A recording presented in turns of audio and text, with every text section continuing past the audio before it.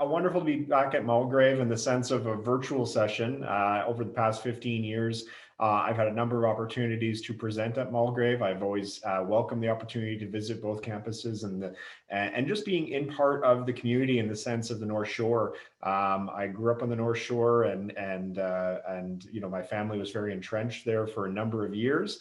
And partially in the sense of being kind of a North Shore person, the ideas of being able to engage conversations like, what does it mean to drive on the Upper Levels Highway, or find your way up to Whistler for the weekend? These parts of the dialogue are about the community itself and recognizing how we're all very interconnected. And so part of the dialogue today around social media itself is recognizing that our kids are connected more so than ever before. And as you engage in the conversation today, I'm going to try my absolute best to really kind of be cognizant of the community, cognizant of our kids' interconnected lives in the sense of maybe your child's at Hollyburn, maybe you're participating in hockey events at the North Shore Winter Club, but also just being realistic about the idea that we are obviously in the COVID pandemic, and some of the dialogue being here today would fit into a quote unquote normal expectation of how we participate.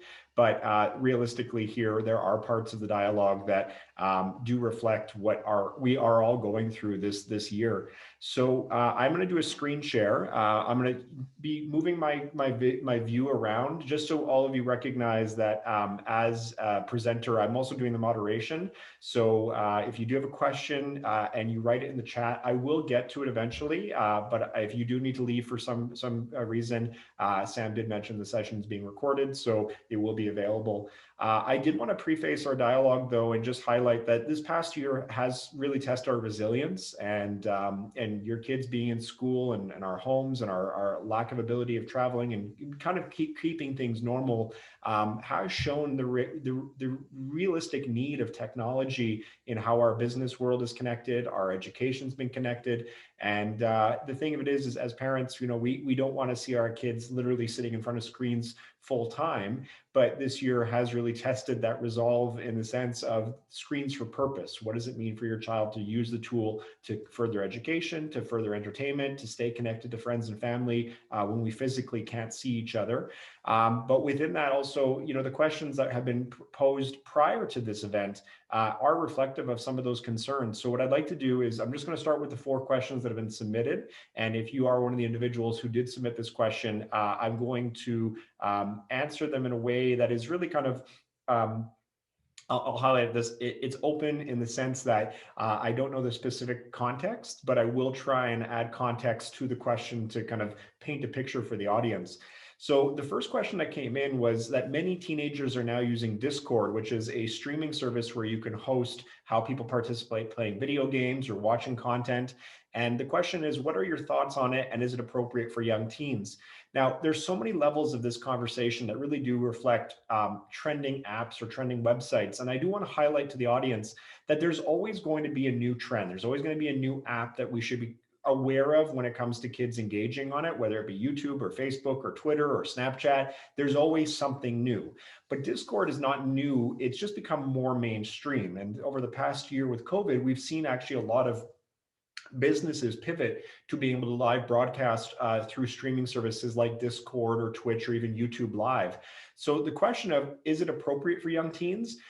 It's subjective in the sense that whatever is on the screen may be appropriate for one age group versus another, or one family versus the other. So in that, you'll hear me say throughout the presentation today that there is no perfect social media platform for kids. There is none that is more safe or less safe than the other. It is about having healthy conversations with your kids. So if your child is using a platform like Discord or Twitch or TikTok, being able to talk to your children about how they experience using social media and talking to them about their experiences, reflecting your school and home values in that conversation really does empower the conversation to move forward. And that's where you can kind of suss out some of that appropriate versus inappropriate content. And the reality of it is that our kids are going to bump into content online that might not meet your family values of appropriateness. But that said, if you are the safe space for your children to come and talk to about this, you are going to minimize a lot of the risks that you might be fearful of.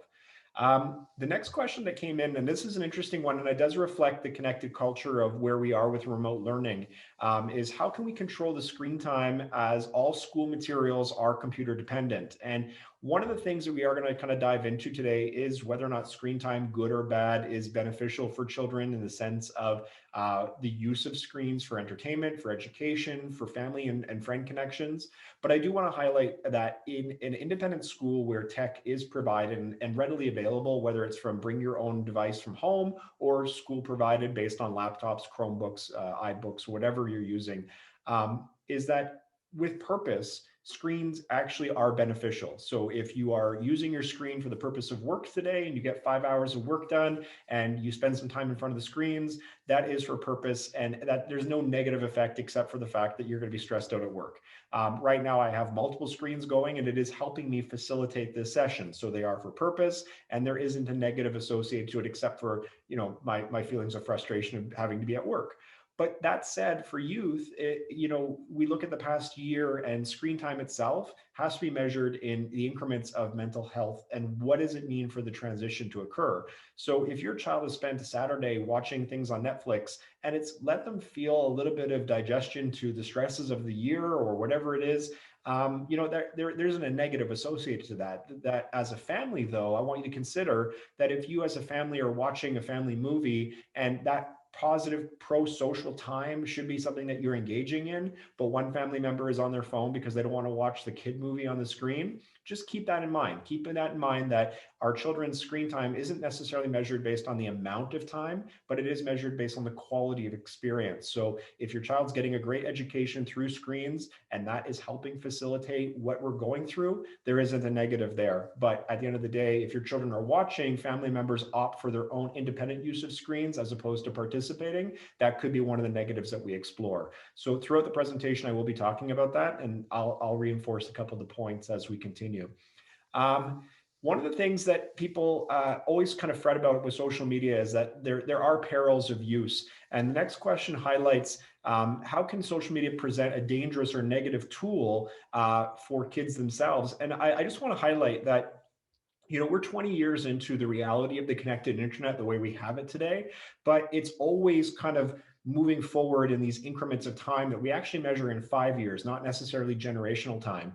So if we think about where the internet was 5 years ago compared to today, there are obviously a number of concerns, but if we even go back 10 years, we were static in our use. We were still using screens that were very kind of in the infancy of being very connected and very quick. So within that, I don't necessarily think that social media itself is a bad thing for kids, but it's their normal. They've watched us use these, and even the grade 12s at Mulgrave, they were born into a world where social media existed. So for them, the idea of using these tools in negative or positive ways is arbitrary in the whole, because we don't necessarily know how one individual is using these tools. We only hear about them when somebody's suspended from a school or there's been a public release about something that's negative. But I do want to highlight that social media itself is an environment. And so one person could say, what was school like for you in high school in 1985? And if a person says, it was a horrible experience, I don't ever want to go back to school because of my experience at that time, it means that something in the environment wasn't set up for that person's success. So with social media, it can be very similar. A person can have a really negative time on social media, but what is their experience? Are they experiencing harassment? Are they experiencing hate? So for your kids, the benefit of social media is connection, it's awareness, it's being able to project themselves into the world. But that doesn't mean that every child has to be on social media. It just means that the individual should have reasons to be there. So within that, I don't have a answer to whether or not social media is good or bad, but it is based on the individual. And that's one thing I want you to keep in mind today as we continue our conversation, is that social media itself is benign. It is the people who are using it that can become problematic. The next question, and this is an interesting point, is the family itself, they are not using social media apps. They're trying to kind of keep off as a family. And they are highlighting that, their bigger concern that even though they have buy-in from their children, is that the parents are concerned that maybe the children are missing some things that might be happening with the peer base because their children aren't in that space.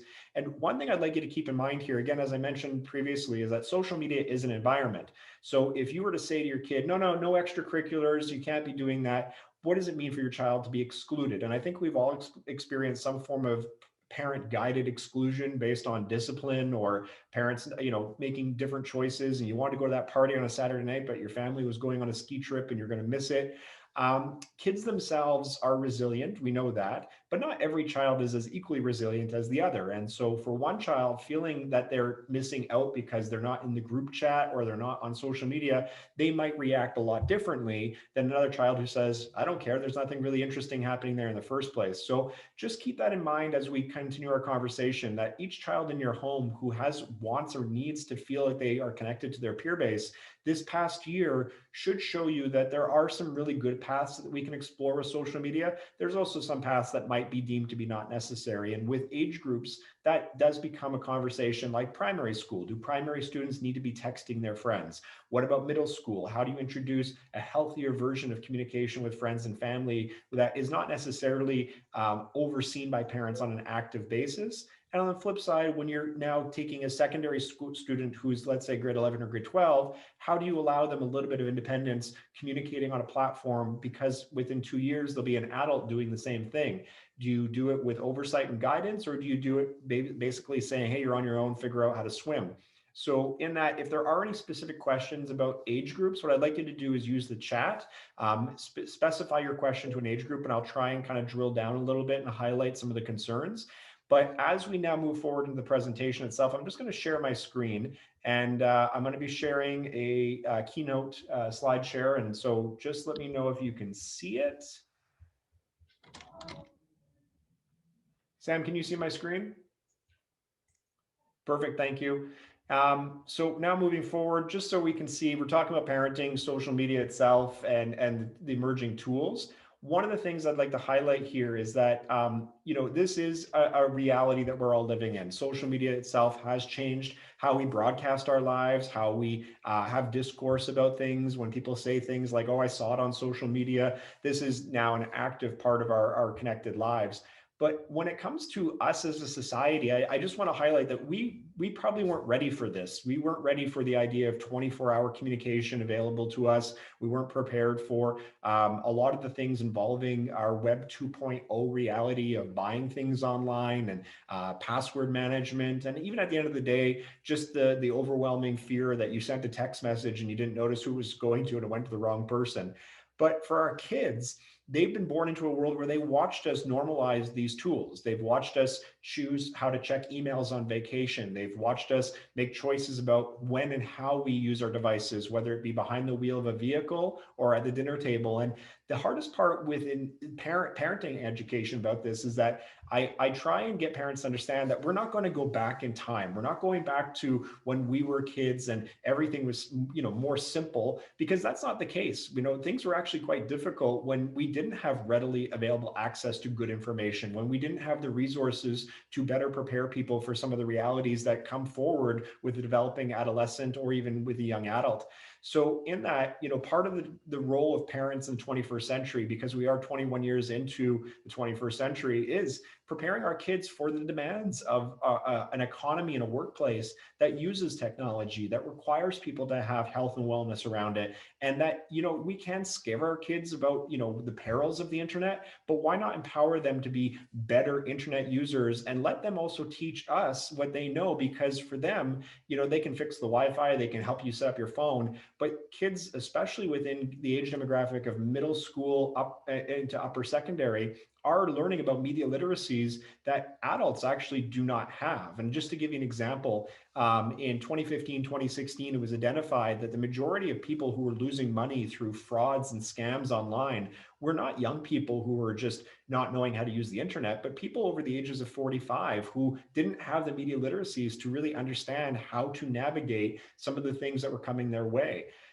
So when we look at things like misinformation or social media having to apply fact checking to information management, a lot of the people who are propagating in some of the things like, COVID isn't real or that masks don't work, these aren't young people who are screaming into the void saying this is all a scam. These are people who are in a different age bracket who are using social media because they saw something on Facebook but dismissed the expertise of people who have been researching viruses for 30 years. So today within that, when we consider the way that we're using these tools, I very much love researching the internet. It's part of my job. It's part of something I love doing in the post-secondary space as well. But in that, most of my work as a private business is really trying to give people the correct tools to understand our changing economy of digital technologies and social media use. So just to give you an idea of where I'm coming from with this dialogue, these are two of the introduction points that I highlight in my work. Like, I research how memes are used as communication tools. I research how people use GIFs as communication tools. And if you've ever received a text message with a GIF, it adds context to language. And last year, I had students who submitted final projects where for every reference point that they acknowledged in their final project, they use GIFs to not only apply a foundation to their points, but also to add levity and context. And that actually got them extra points in their final assignment, which actually can be really an icebreaker for a lot of the anxieties that we see with young people. How do you add pop culture into references to add dynamics to academics?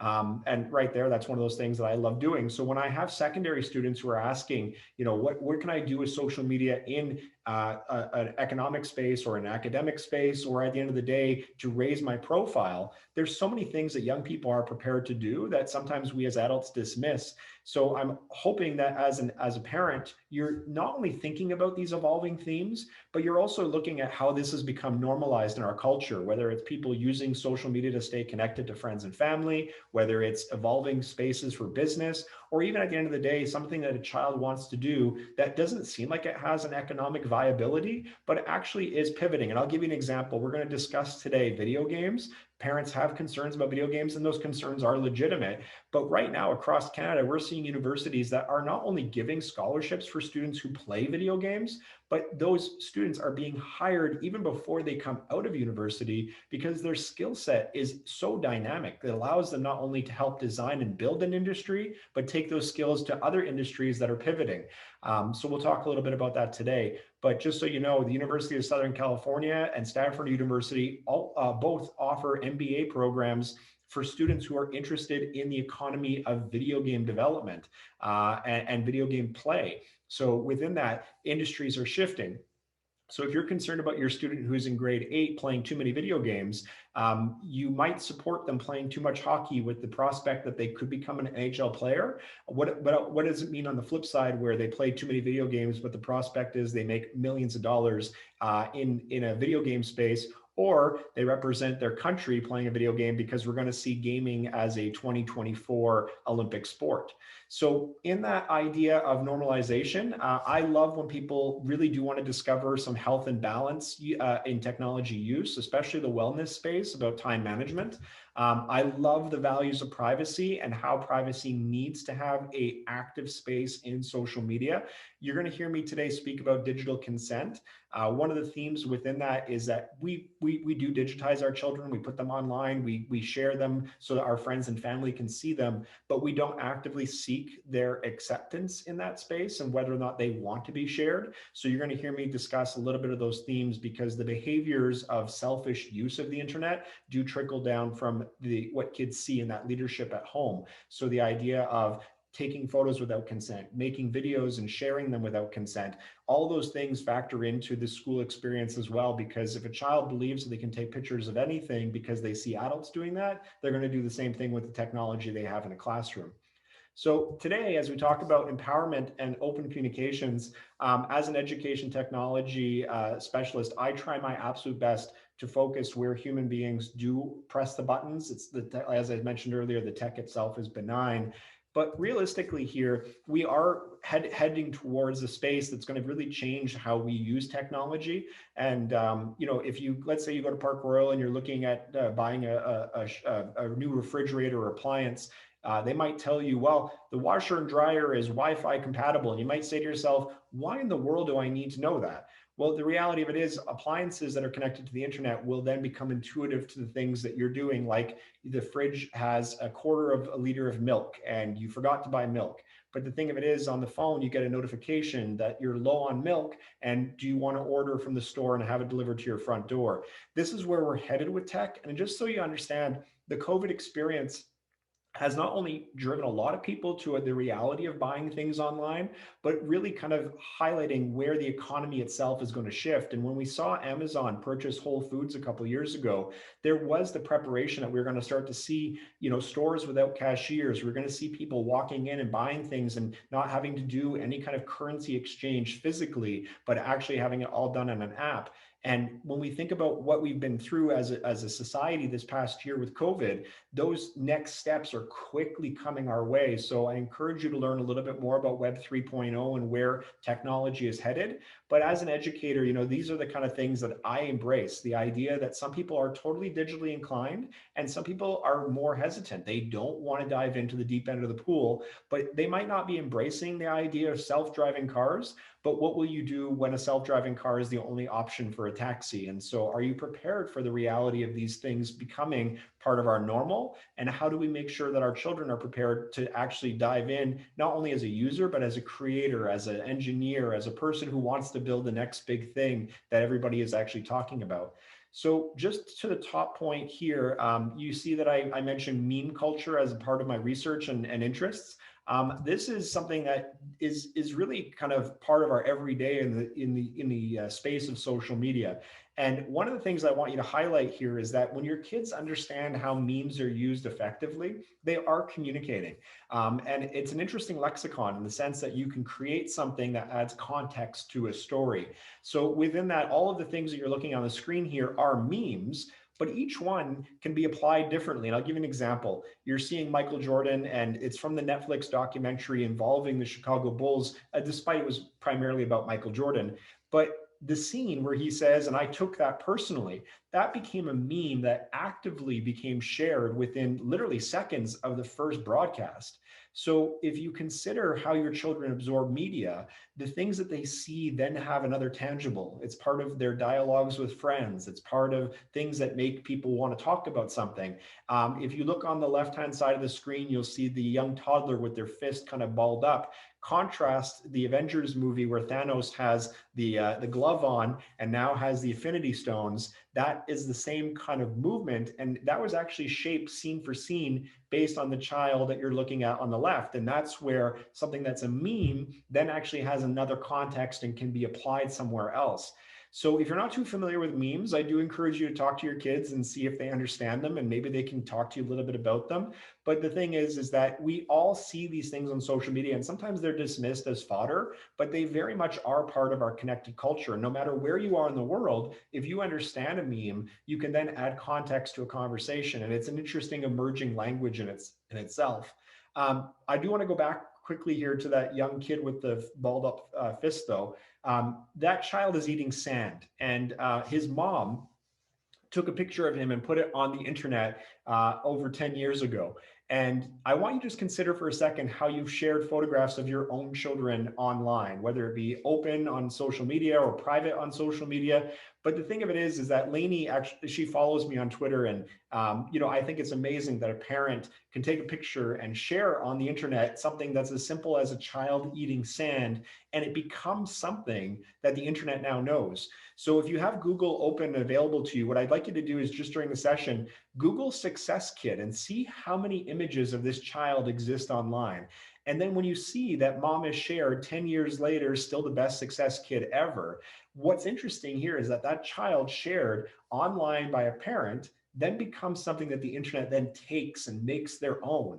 And this mother she's engaged part of that dialogue, but she's actively also legally approached groups and people who have used this image without her consent and copyright infringement. And during the American election, one of the individuals running for Congress used that image for their campaign, and mom actively went public and said, no, I don't support this candidate. I'm not going to allow the use of my child to be used for the politics of this person. And it then becomes the idea of, where do we allow our children some growth and some flexibility before we put them on the internet and kind of highlight to the world that they exist?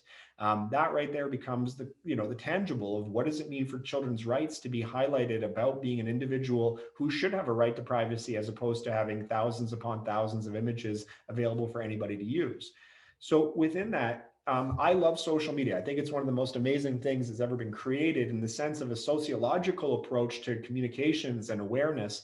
And I think that it actually does bring the world closer together as opposed to some of the separation and polarization that we're currently seeing.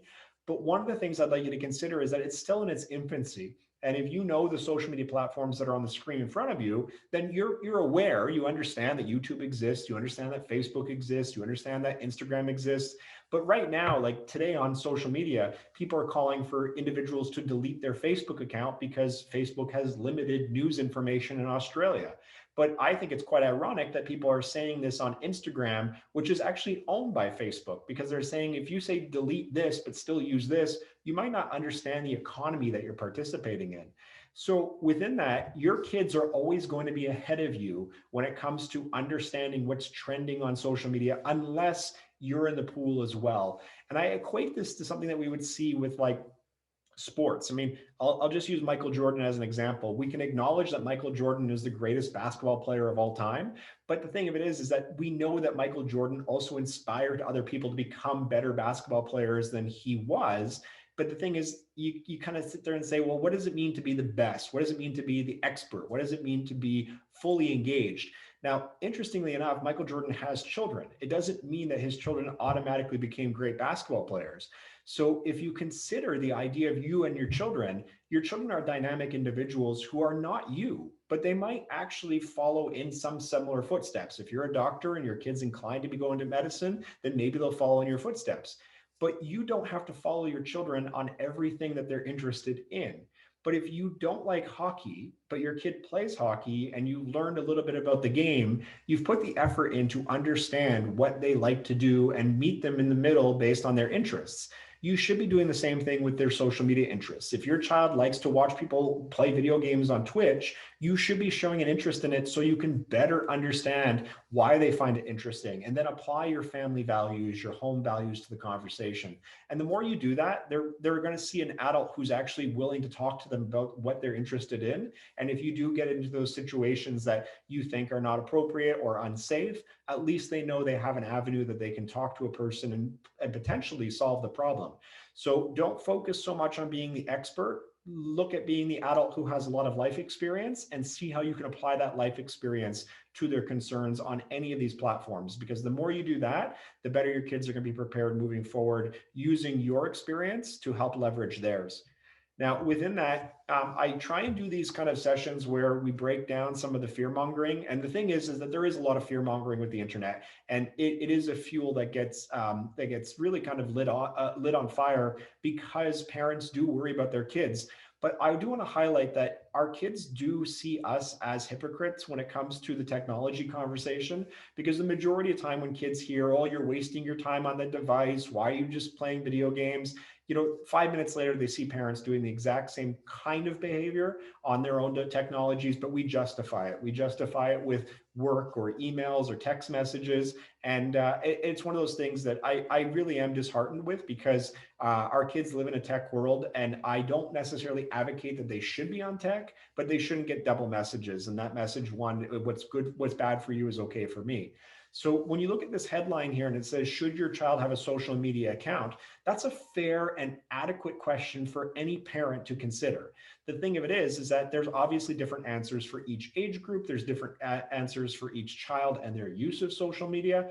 But the thing of it is that this is not an academic article. This is an opinion article from a blogger who basically sees their kid doing something online and now has an opinion about it. It doesn't mean that every child is doing this. So even if you look at the subheadline where it says kids are focused on photos, fans, and followers, like it or not, that's not true. That's an opinion. And that unfortunately does get traction on social media. That's the byproduct of anybody having a soapbox, is that your opinion then becomes something that people believe as fact.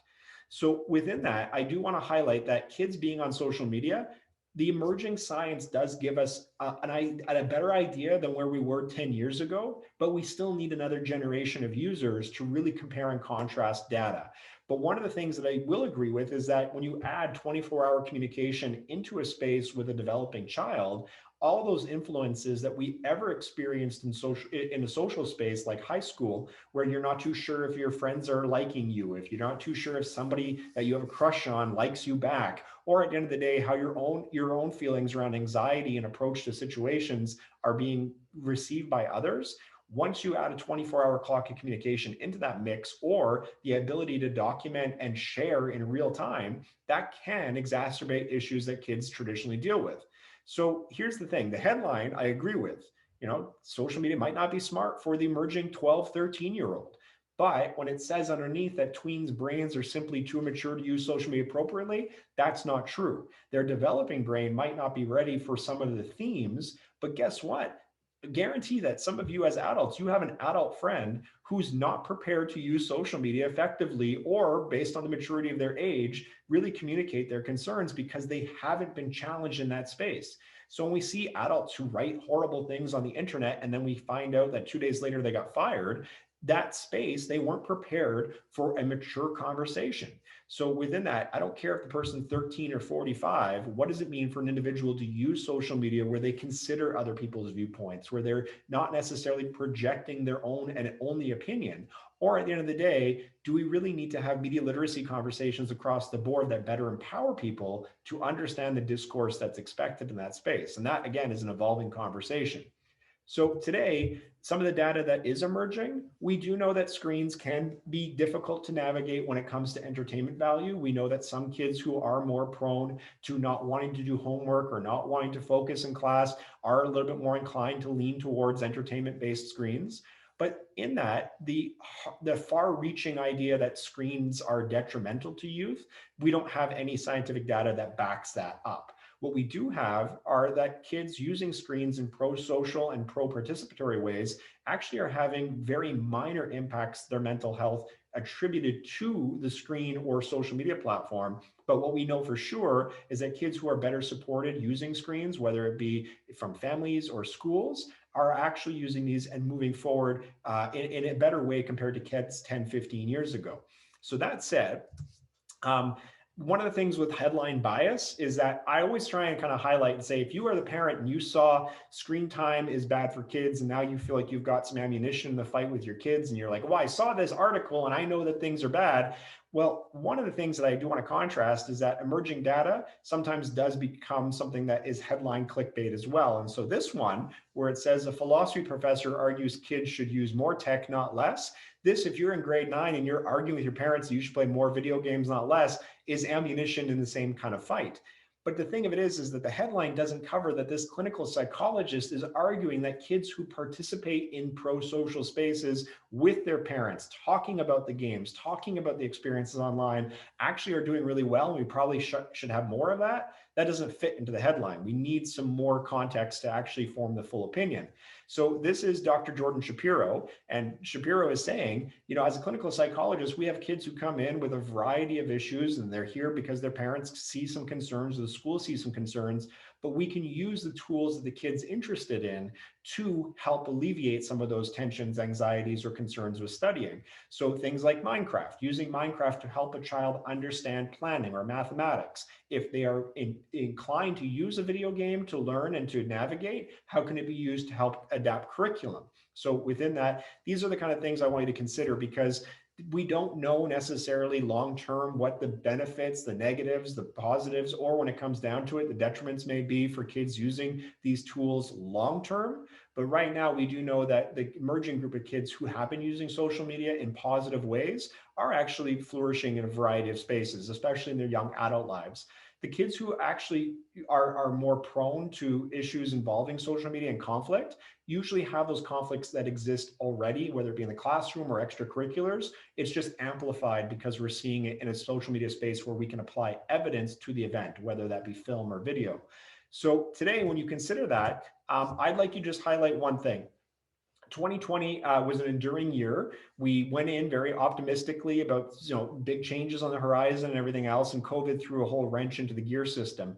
But that reality, if you had internet at home, if your kids had technology, they were prepared for the March to June where we didn't know what schools were going to look like returning back. And in that, just economically, the path of privilege, if your kid was prepared to be online and studying, you were set up. You were already kind of ahead of the rest.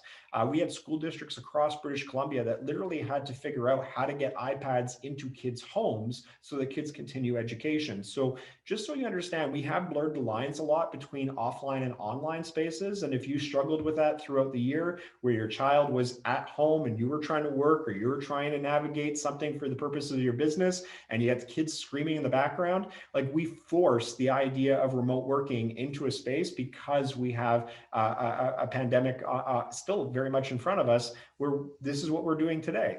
So in that, when we consider our children's resiliency, one of the things I'd like you to consider is that we shouldn't ignore some of the positive things that we have learned during this process. We've learned that more kids need readily available access to the internet for education. And I'm a huge advocate that every child in Canada should have free access to the internet for education. We know that it can be easier for people to work from home with some of the setups that we do have. It might not be ideal.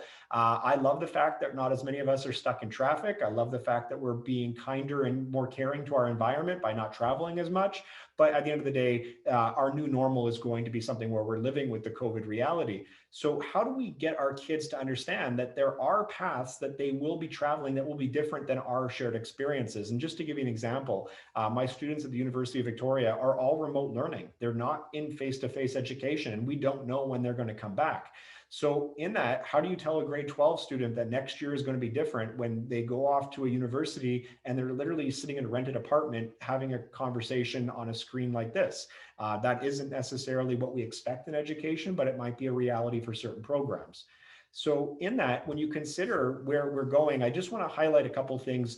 Our emerging understanding of children and technology, we do have really good data. And that data is helping us not only assess mental health concerns or screen time concerns, but the more that we hear the child's voice about their concerns with social media, mobile technology, and even the experience of being in a family home with it, the more that we can shape an approach that really does harmonize some of the concerns with some of the positives. So this study here, this was released by the University of British Columbia in November of 2020. It was formally published in 2020, December. But here's just a couple of highlights. And I just want to highlight how good of a study this was. They worked with about 10,000 kids across British Columbia between the ages of grade 4 and grade 7. And they worked with those kids over a 4-year period, seeing how screen time was an impact on their mental health. Now, one of the things I want to highlight here is that these kids involved in extracurricular activities, most kids who are actively engaged in extracurricular activities based on their choice, and they're not feeling a lot of pressure just to be in the program, but they actively want to be there, usually produce responses that are positive in the mental health space. They enjoy being with their team. They enjoy going to school and finding that balance with the sport they play or the activity that they're in. And extracurriculars in that regard can be anything from dance to theater. But the thing is, this study didn't factor in kids who play video games as an extracurricular or kids who are in computer sciences. So one of the things that we think about with extracurriculars, we think sports. So if your child plays, let's say, hockey, and they have an hour practice twice a week, 3 times a week, they've got a game, you've got a committed kid who's all of a sudden spending 6 to 7 hours kind of doing their thing involving their sport. But no hockey kid is hitting the ice with an iPad taped behind their goaltender blocker. None of them are trying to put a phone inside their hockey pants so they can text while on the ice. The expectation of that space is that you're focused, you're going to participate. Now, on the flip side, most sports kids, even though they would never bring a phone onto the ice, will have a phone with them in class. And you can ask a teacher, have you ever had to discipline one of your sports kids because they're too busy checking their device? And teachers about 90% of the time will say, yes, of course, because they're kids and they're taking the opportunity because it exists. Now, one of the things I want you to consider here is that coaches do get a little bit more leeway with the discipline of students than maybe traditional teachers do. And in that, those are about relationships. But can you just imagine your child getting in the car and saying, no, coach benched me because I was too busy texting or playing a video game while they were trying to coach? You would hold that child as equally accountable as the teacher, as the coach. But if your child got in the car and said, my teacher took my cell phone away today because I was too busy texting a friend, maybe you're the parent who turns around and says, well, you shouldn't have been on your phone. But I've met a whole handful of the parents who say, well, what gives that teacher the right to take away the phone that I pay for? So if you consider this, just ask yourself, where does your child actively choose to put technology down? What does it mean for them to use it in harmony with education versus knowing there's a separation needed in the sport or the extracurricular that they're active in? Now, just as a note though, this is again pre-COVID. This study was done before the COVID pandemic. So in that, when you look at those mental health pieces, maybe a child who isn't able to play sports right now because of the restrictions that are in place from the provincial health orders, maybe being able to play video games with their friend in that, let's say FIFA or NHL, maybe that's the thing that's helping them feel connected because they can't physically do the thing that they really love doing. So within that, we have to go back to that screen time piece. And I just want to highlight another study here. This UBC Okanagan study highlighted for everybody across the board, doesn't matter the specific age group, but it's not whether or not you're on social media that counts, it's how you use it that it really does reflect our feelings and our happiness. And so within that, how we use social media itself does have the potential to shape our day-to-day happiness. And that happiness itself does have negative impacts if we're doom scrolling. So if you're just going through your phone and you're looking at it and you're feeling horrible, right, that's not a good use of social media. But if you are feeling connected to individuals, you're supporting people, you are really impressed when somebody does something amazing, and you get to participate because you see it on social media, that right there is your emotional bucket being filled up with a positive, and there's nothing wrong with that at all. So one of the things I'd like you to consider is that, as adults, when we guide our children, we do have to reflect on our own experiences as well. And so we don't have the ability to sit there and say, well, when I was 16, this is how good I felt when one of my friends liked my picture on Instagram. But if you can think about where somebody affirmed something about you, where they made you feel good, that right there can be one of those things that we can equate to social media. So if your child says, look, 20 of my friends like this photo I posted, making them feel bad saying, well, it's just a picture, isn't great. But if you sit there and say, it's great that you've got those friends who are turning around and making you feel positive about yourself, that right there is that thing that kids do recognize as an emotional well-being that does equate to happiness. And so we shouldn't be taking that away. One of the things I really do want to highlight here as a kind of a byproduct of this internet itself is that, I'm an advocate for positive use, but doesn't mean that everybody's using the internet in a positive way. So the Oxford Internet Institute is trying its absolute best to start identifying more and more of the data that will help parents make better choices with technology and their kids. But the thing is that we are always adapting. So I'll give you an example. The Canadian Pediatric Association a couple of years ago highlighted that, you should never, ever, ever let your child, if they're under 5, watch more than 2 hours of screens a day. And if you do, you're a horrible parent. And I'm being kind of, glib in that point. But, the idea that there's such a constraint put onto parents about the idea of limits of time. We don't know if 2 hours of screen time for a 2-year-old is good or bad, but we do know that a 2-year-old just sitting in front of a screen by themselves isn't positive. But if parents are engaging, using the platform, using the technology, teaching the themes, that child themselves, actually, the 2 hours could be quite beneficial, especially as they move forward into primary education.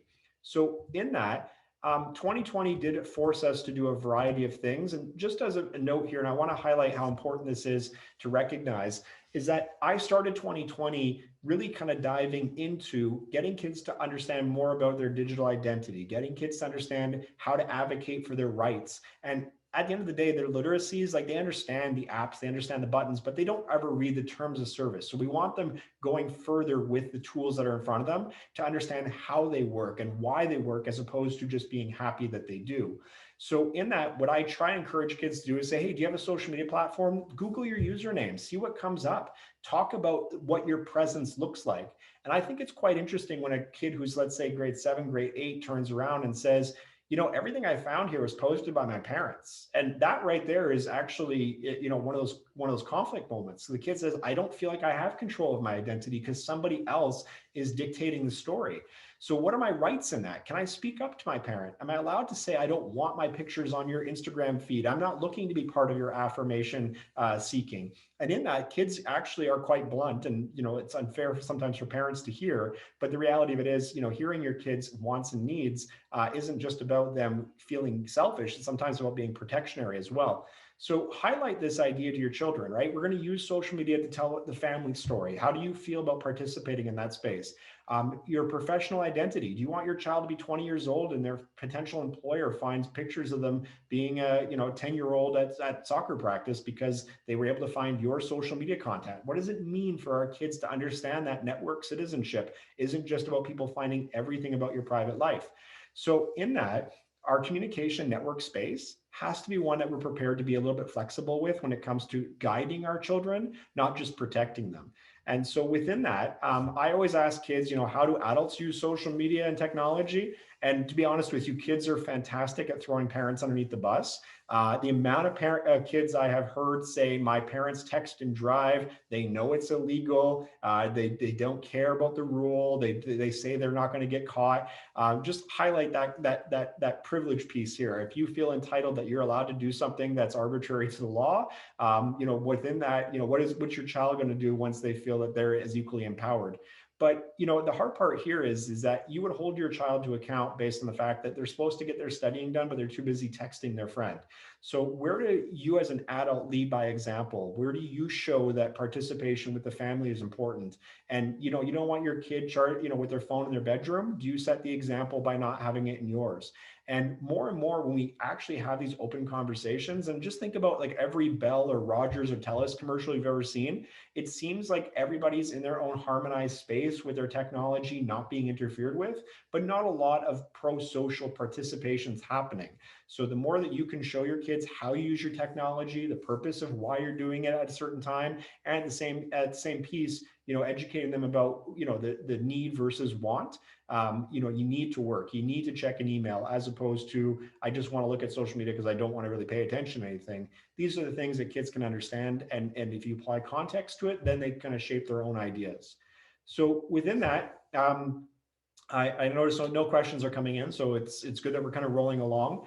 I just want to highlight to you that we are part of a machine when it comes to using the internet. Now, you have the right to not participate, but you don't necessarily have the convenience opportunities if you don't want to. So when people say things like, well, I was looking up something and then the advertisements came on my Facebook feed 2 days later, like that's all interconnected, and it shouldn't be something like you're feeling spied on. You're using services for free, and those free services need to make money. So this is how they get you. But if you've ever gone through this process here of clicking the images so you can verify you're not a robot, like that is part of the internet. And the thing is that everything on the internet is a product, but also has a byproduct. So this example, I just want to show it to you so you understand that when we do things online, whether it's social media sharing, whether it's looking up things, shopping, everything has to actually be connected, because if it doesn't, the internet as we know it doesn't really work well. So let's say you want to take a trip, and again, you shouldn't be right now, obviously, because of the pandemic, but let's say you want to take a trip and you Google, a place to go, and then all of a sudden you start seeing the advertisements from Air Canada in your inbox. Those are things that are connected to the internet that make the internet work. But if you owned a sawmill and you cut logs into boards and then you sold the boards, you would have a byproduct. And the byproduct, you'd have to decide how you use it. And that byproduct is sawdust. You could throw the sawdust away. You could burn it, or you could use it to soak up spills around the shop, or you could package it and sell it to pet stores, who then in turn sell it so that animals can have bedding inside of their crates. See, every industry has to really recognize where they have a product and where they can make extra money. Same thing here. When you click on all these symbols and verify that you're not a robot, you're not paying any money, but the company does get something. And in that, what I'm asking you to consider is what you know as a human being and what seems logical. So your children might not drive, but they could answer the questions of like what street signs look like, or what cars look like, or what the storefronts look like. And again, the more knowledge you have, the better you are at answering these. But the system itself doesn't have the knowledge. We actually teach it. So this one right here, it says click on all the fire hydrants. Most of us would know logically, it doesn't make any sense to have a fire hydrant on top of a light stanchion. But one of the things you have to consider is that if this system is in place to prove you're not a robot, how does it know the answer? So let's say there's, let's see, we got, about 40 people, 50 people on the call, if we can all logically say there's no fire hydrant, so the answer is skip, now the system knows that 50 responses have shown you there's no fire hydrant. So now it has a learning adaptation. It's been aware of one thing. But here's the neat thing. If 40 million people today answer this question and they all answer the same way, the system now knows that in front of it, there are no fire hydrants. And now we know that there's no fire hydrants, but does the system know what a fire hydrant looks like in the first place? Well, there's going to be 40 million people who answer the question, what do fire hydrants look like? And now the computer system knows in this image, there's nothing that looks like this fire hydrant. See, the product here is verifying you're not a robot, but the byproduct is an artificial intelligence that can identify things. And that artificial intelligence will fuel and guide the self-driving cars that you will get into in the next 10 years. And it won't bump into things. It won't be texting and driving. It won't fail to shoulder check. The system itself will be one of the safest vehicles you ever get into because the database has millions upon millions upon millions of instances where human beings have taught it what things look like. It'll be a safer driver than anybody on the Sea to Sky Highway. So when you consider what our kids are moving forward to, I'd like you to take that behavior of recognizing street signs and hydrants and now apply it to how we share our children online. What does it mean for an artificial intelligence to be able to recognize your child in a screen, in a camera footage? Now, for a missing child, this is a perfect thing because now we can identify where a person was walking down the street. But for the rights of privacy, do you want to be recorded where people know that you walked into Park Royal on Tuesday at 10 a.m.? Within all of those knowledge pieces, the AIs that we have are developing based on how we contribute information to the internet. So I always ask kids, what do you understand about tech? What does it mean for these systems to develop? And how do you feel? Now, the thing of it is that if two kids in a hallway get into a fight at a school, the principal knows who those two kids are. But if it happens on the first day of school and the principal has no idea because they haven't met those kids yet, you have to go through some steps to identifying individuals. But if it happens in May, the principal has a good idea of who the people are. Now, within that, when I talk to kids about sharing information, I ask, do you have the right to take a picture of a classmate in your social studies class? Do you have the right to post this online? And they kind of give a shoulder shrug, like, I don't know, do I?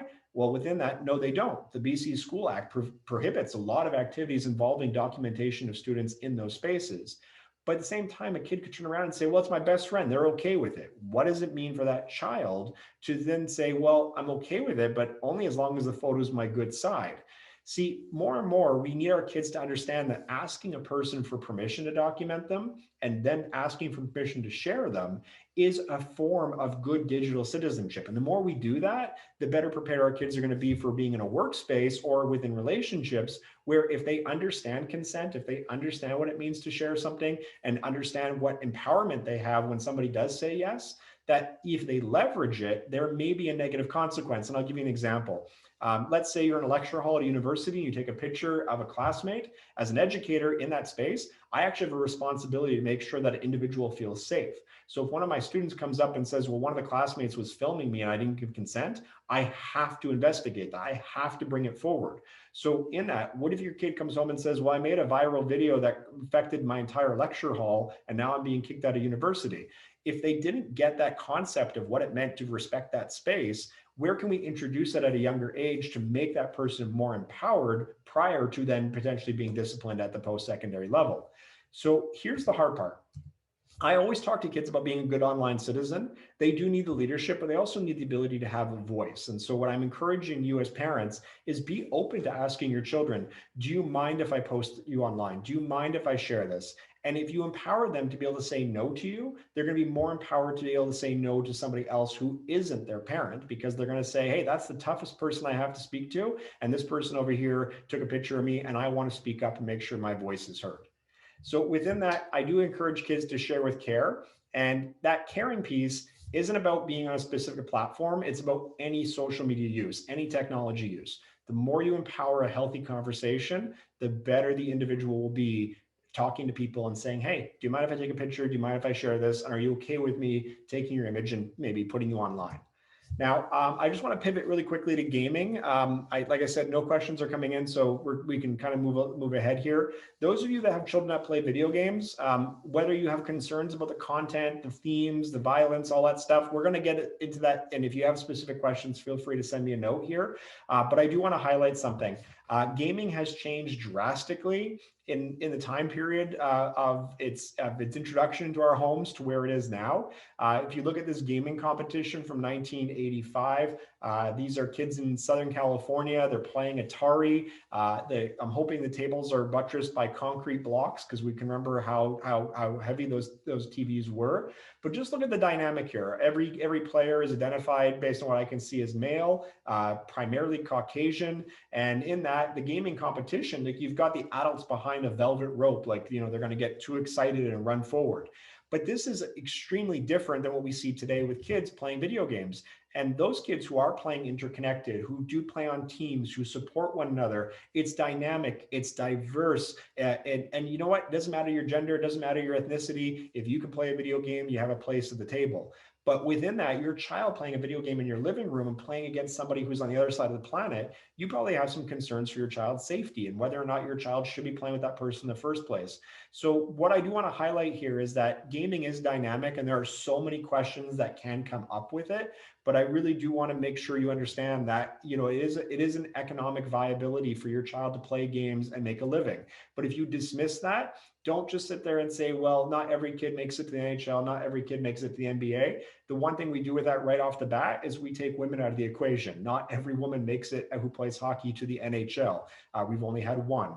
No women have played in the NBA. So in that, we do see women who are actively engaged in gaming communities and doing quite well. So there are a lot of avenues here that are inclusive. And Canada's highest earning female gaming professional last year earned $1.2 million while playing video games from Korea and attending the University of Regina.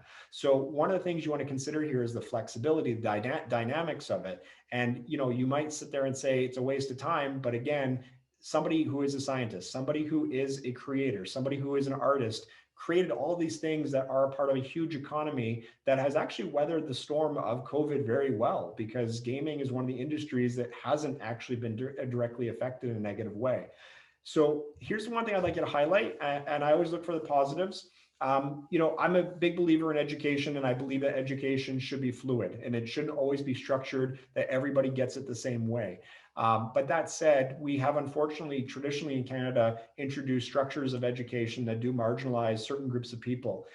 So in Treaty 4 outside of Saskatchewan, or inside Saskatchewan, outside of Regina, this elder recognized that a lot of the youth in his community were facing a lot of the issues that traditionally Indigenous communities do face. Lack of resources for education within the colonial system of education, without really kind of parental support at home due to gaps in the generational divide due to residential schools. And he saw kids who were more prone to kind of choose drinking or narcotics or gang violence.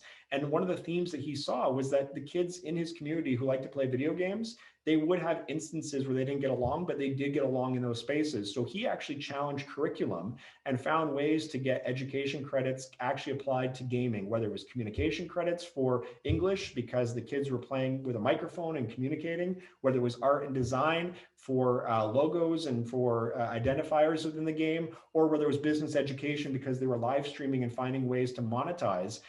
He found an avenue and it worked out really well because the kids were then graduating with skills that they could apply to the workforce. So in that, as parents, we do need to kind of reconsider our approach to how we talk about these connected forms of media.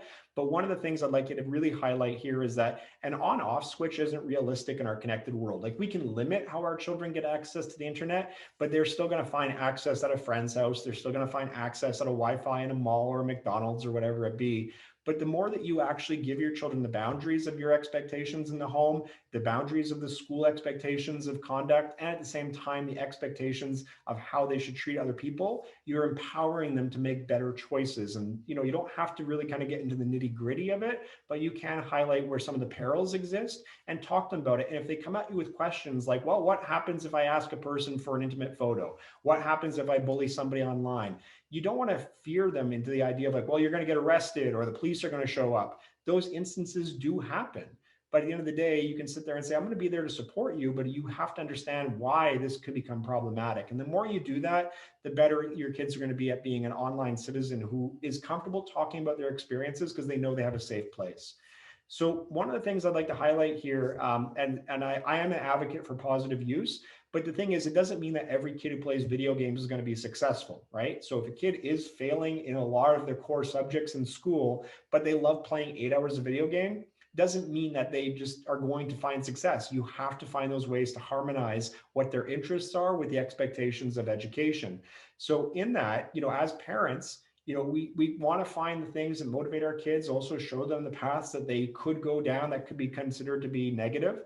But let me just show you that within gaming itself, like the data itself is actually showing us that there's a lot of really interesting places that kids can take these skill sets. So if we can fuel that and make them consider how a skill set can be applied into a different space or maybe even employed, that actually might get your kid thinking about something in an abstract way. And I'll just give you an example.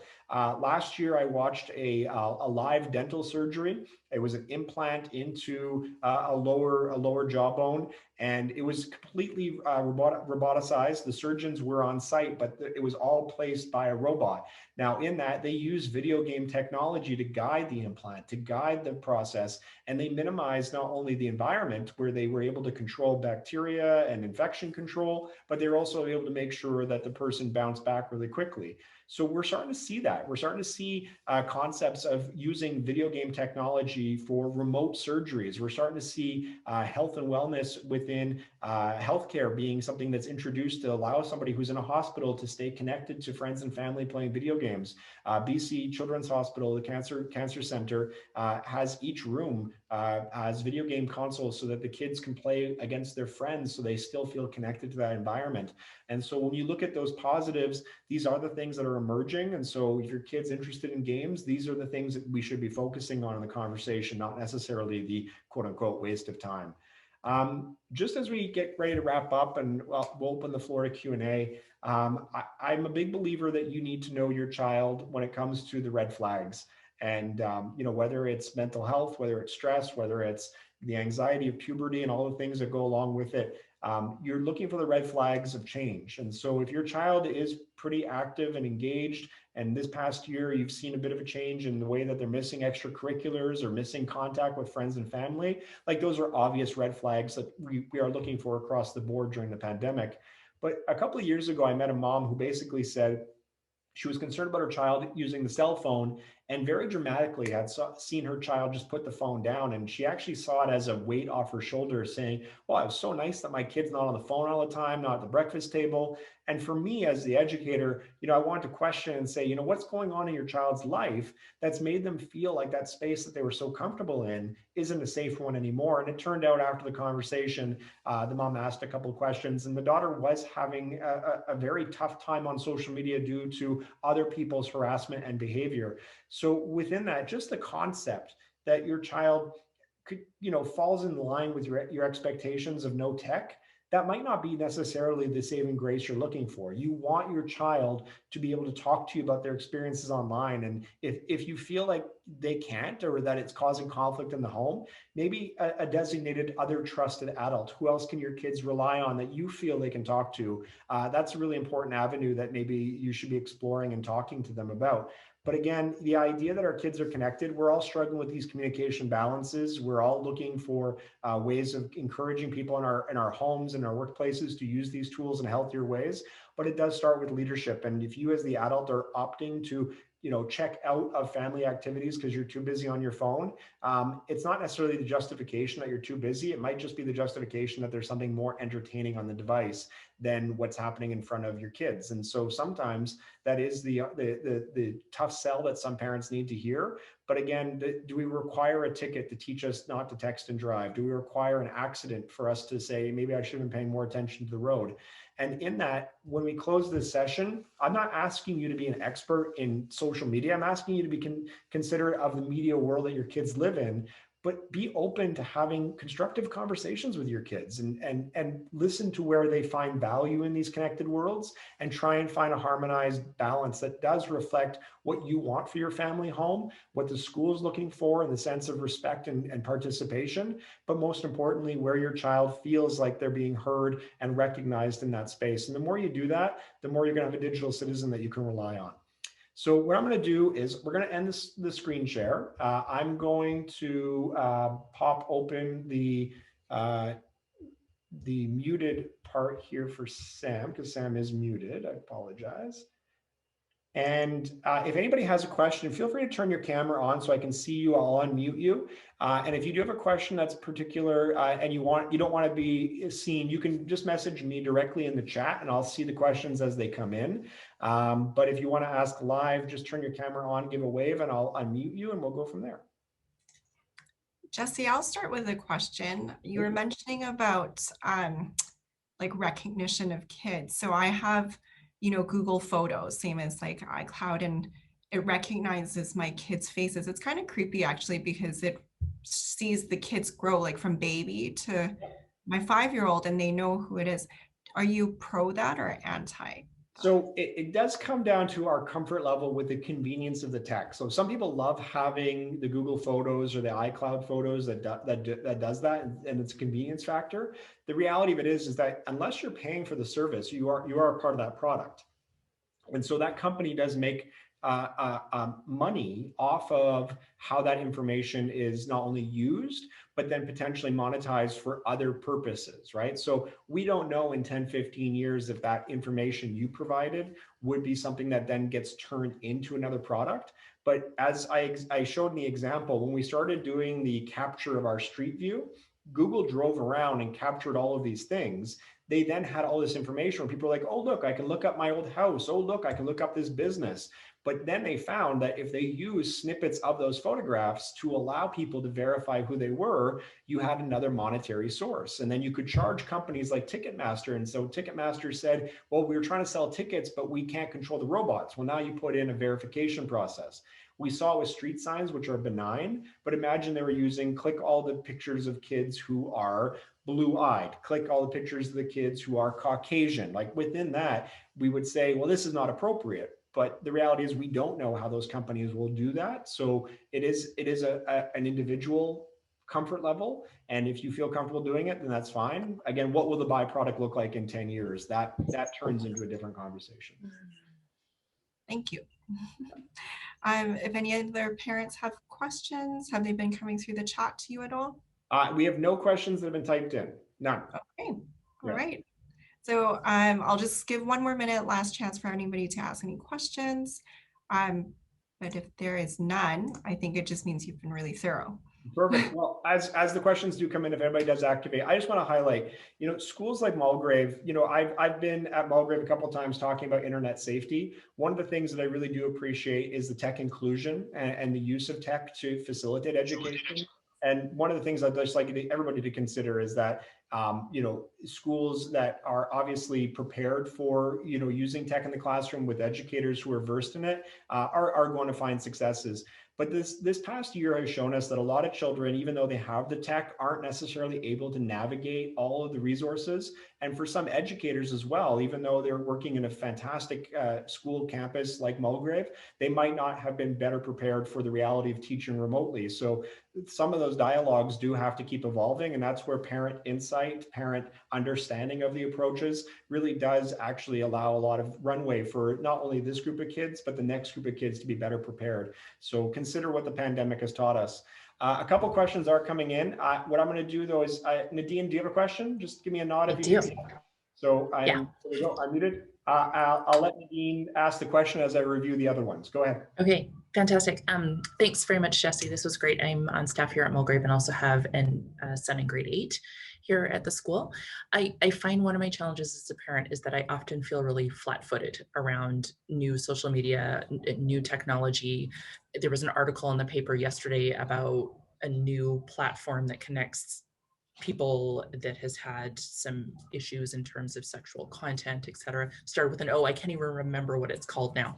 But I just feel like it's really hard to keep up as a parent. And I know that this vernacular is happening amongst our kids. And it's, of course, it's incumbent on us to ask our children and be engaged and have those conversations. But sometimes I just find it really difficult because I don't know.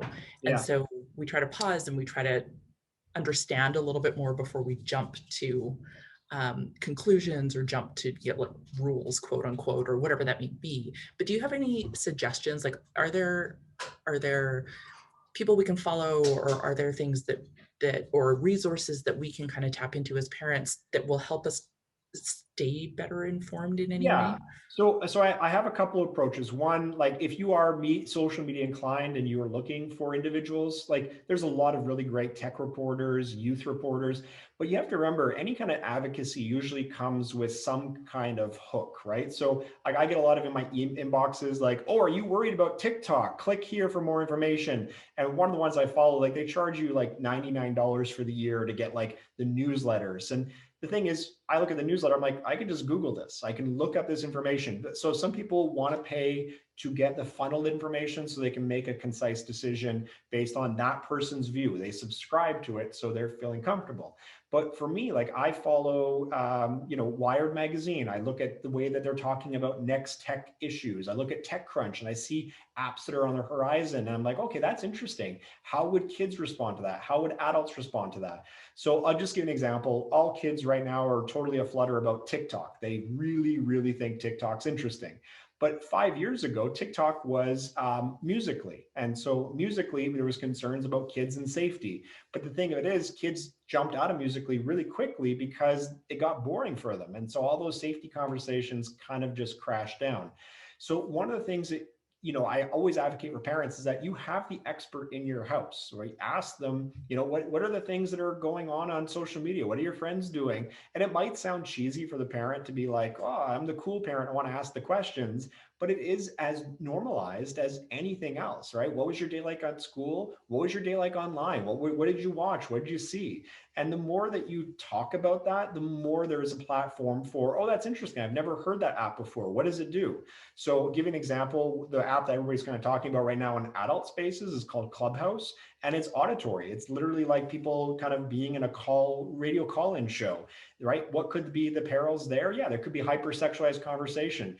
Does that mean that every kid's doing it? Not in the slightest. So within that piece of dialogue, mediasmarts.ca, Common Sense Media, there's always updated info, but you do have to take it with a grain of salt and say, yes, this might be applicable, that some kids are doing this, doesn't mean that all kids are doing this, and then you find that balance. I hope that answers it well. And if you do have any independent questions from that, I like your flat-footed analogy. Just because my kid runs track doesn't mean I run track. You're not going to be as fast as the kid. And once they actually pass you, you're kind of proud that they're doing better times than when you were in high school, right? So consider that as well. The expert will eventually kind of be the one who passes the ones who are teaching them. And kids are pretty good at this stuff. So the more we hear from them, the more our student voice is empowered. One point here, it says, it sounds like I'm saying that balance is really important in terms of gaming, extracurricular activities. That is true. And balance is, but then the follow-up part is, how about getting addicted to video games and the mood changes that come with that? Just so everybody understands, the World Health Organization has only highlighted one aspect of gaming that does have addictive qualities, and that's the reward center, the frontal cortex, all that serotonin going off. It's very similar to gaming and gambling. The idea that you go to a blackjack table, or you go to a slot machine, you put something in, you get a reward right away. If you ever been to a casino and said, I'm spending $50 and you're $45 out and you put in $5, your last $5, and you win 10, you're like, yay, I won. You forget about the fact that you just lost $40. You're somewhat ahead in your money. But here's the thing of it is that, we kind of have that cause and effect. If I go to a casino, I'm only going in with $50 and that's it. And if I lose, I lose, and I set my limit. Another person might not be as disposed to me in their approach, and might say, well, I'll just take another 50 from the ATM. I'll just do another 100. So it is about the individual. And that's the one thing I want you to keep in mind. Anything in life can be considered addictive. A person who chooses to drive everywhere as opposed to when they can walk. They're addicted to their car. So for children, you have to be careful on how you use those words because they're not addicted to the video game, but they might really enjoy the video game. And so just highlight that concern when you have about mood changes. How do you set up a boundary? That boundary of saying, no, you only had an hour of video games today. Once you do the other things that are expected of you in the home, then the reward can come in of maybe more video game time, but I got to see the dishwasher undone. I got to see your homework done. And the more you give those balances, that actually does empower the child to make smarter choices with their time. The next one comes in, the challenge is identifying when social media or gaming is becoming negative versus positive. Again, each child, and again, the point is highlighted in the question here, but every child does need to really kind of go through these experiences to see where they stand. And so let's say hypothetically your child is having a negative experience on social media, they're comfortable coming and talking to you about it. You then liaise with the school, you liaise with a resource, the school counselor. If you can present that in a united way, that you're not necessarily meeting it with aggression, but understanding that sometimes context really does kind of factor into how a person said something, what they said. I just want to give you an example. A North Shore school about 8 years ago dealt with a sexting issue where a number of kids were kind of highlighted that their behavior was endemic of a huge issue across the North Shore. But it turned out that there was 8 students in grade 8 who were basically running Excel spreadsheets, collecting information about other students. And in that, when parent advisory was put out, everything else, we had a small turnout of parents. But realistically here, each child is going to have their own experiences online. And if they can come and talk to you about it, that's where they're better prepared. So again, are you the trusted adult that they feel comfortable bringing a negative experience to as equally as they have a positive experience? So in my family home, my daughter can talk about the positive things that she sees on the internet as equally as she turns around and says, friend just sent me a weird text message. Can we talk about it? So again, if the child feels like it's a safe space, they're going to be as open as they need to be based on the scenarios. And again, you're looking for that red flag behavior. If it's out of context with your child, if it's out of turn, that's where you should be looking as the parent saying, this doesn't seem normal. And how am I going to approach this as a conversation, introducing, hey, is there an issue online that I need to know about? Those were the 2 that came in through direct message. So thank you for those 2 questions. Any others from the audience? Nope. Well, I think if that's it, thank you so much, Jesse, for joining us today virtually. We really appreciate it. That was really informative. If anyone has any questions, feel free. You can send them to me and I can pass them along to Jesse and connect you guys. If you missed it at all, you were late coming in, a recording will be available to you after the fact. And just a final reminder that if you were interested in the Upstanders movie, feel free to check that out in Connections Today through the link. And thank you, everyone. Thank you, everybody, for coming out. Thank you, Mulgrave. Thank you.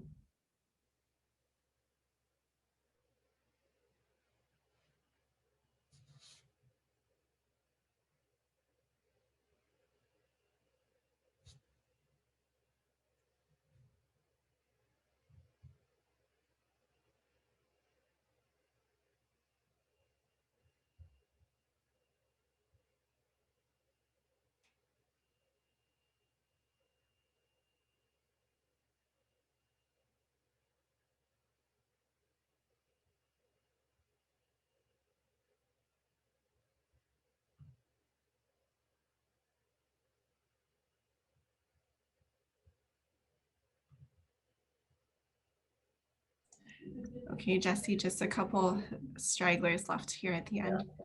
I'm going to end the recording on my end.